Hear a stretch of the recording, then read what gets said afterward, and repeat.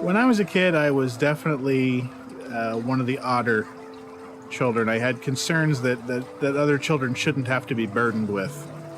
I had a fascination with old television shows, and I was always older than I should have been. When I was younger, I used to take a little tape recorder out on the front porch, and with some of the neighbor kids and my buddy Scott, we would do radio plays, which were uniformly awful. And no one ever heard them. We never bothered to play them back. Just the act of recording them seemed to be enough.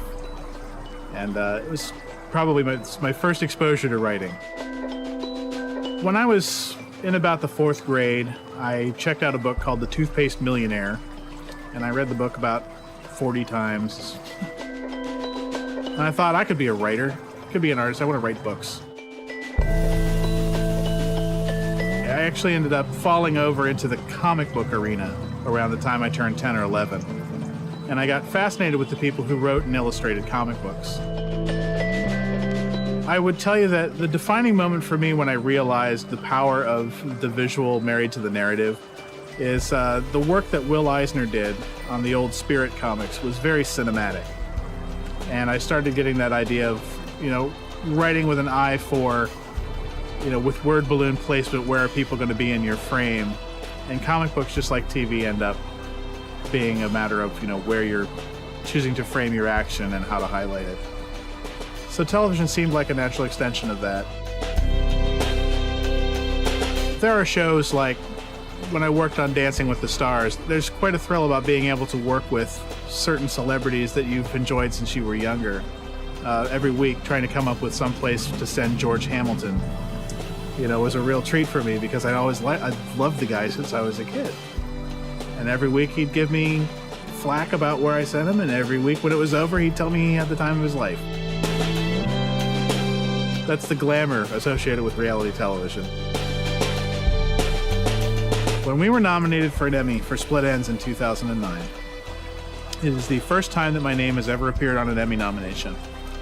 And I can remember when I joined the Academy in 2002, going to my first Emmy Awards and sitting in a room with 10,000 people at the Shrine Auditorium and looking around and thinking every person in that room took the risk to do this for a living. And I thought, how cool is it just to be a member of this thing?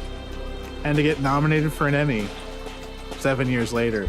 I mean, you can't imagine how great that feels. I find no shame in being close to my parents.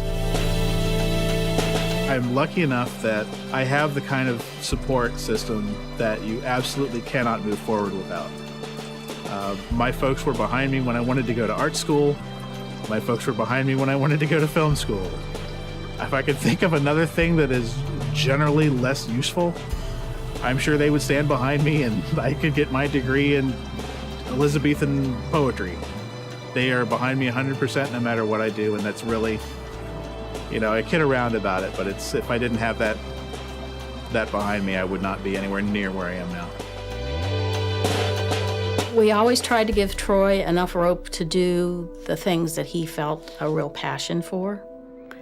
Sometimes it was really hard, especially the stuntman episode, because the porch was fairly high and away from the ground. But you have to look at each individual and figure out that we're not all alike.